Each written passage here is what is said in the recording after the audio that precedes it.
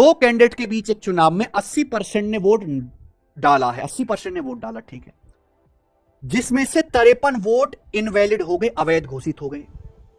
Winner got 48% of all the voters in the list, यानी कि voting list में जितने भी वोटर्स का नाम है, विनर को उसमें से 48% वोट मिले और 1013 वोटों से जीता है। पूछा है वोटिंग लिस्ट में कितने वोटर्स हैं, बहुत बेहतरीन सवाल। वोटिंग लिस्ट में 100% वोटर्स हैं, यही आपको निकालना है। वैसे तो इस सवाल को करने के बहुत से तरीके हैं, पर जो तरीका मैं आपको बताऊंगा वो सबसे स्मार्ट होगा मेरे भाई। टोटल को बराबर कर दो, ये लाइन सबसे खास है कि विनर को टोटल वोटर्स का यानी वोटिंग लिस्ट का 100% का 48% मिला है मेरे भाई।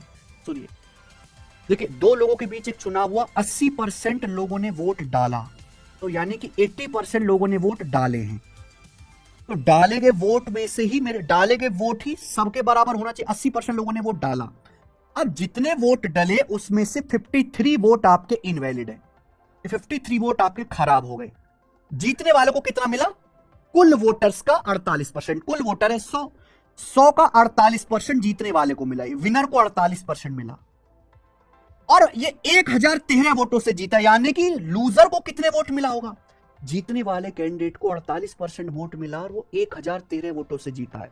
यानी कि हारने वाले उम्मीदवार को जीतने वाले से 1013 वोट कम मिले होंगे। यानी कि लूजर को कितने मिले होंगे मेरे भाई?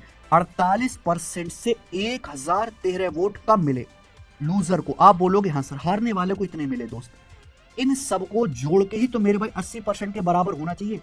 जीतने वाले के वोट प्लस हारने वाले के वोट प्लस इनवैलिड वोट बराबर टोटल डाले गए वोट 80%। हो गया ना, हो गया एक स्टेप पे भैया। तो ये हो गया 48 48 96%, 80 उधर जाएगा तो 96 माइनस 80 आ गया 16%। इसके बराबर आएगा जी 53 में से 1013 घटाएंगे तो आएगा जी 960। 16% की वैल्यू 960 आ जाएगी।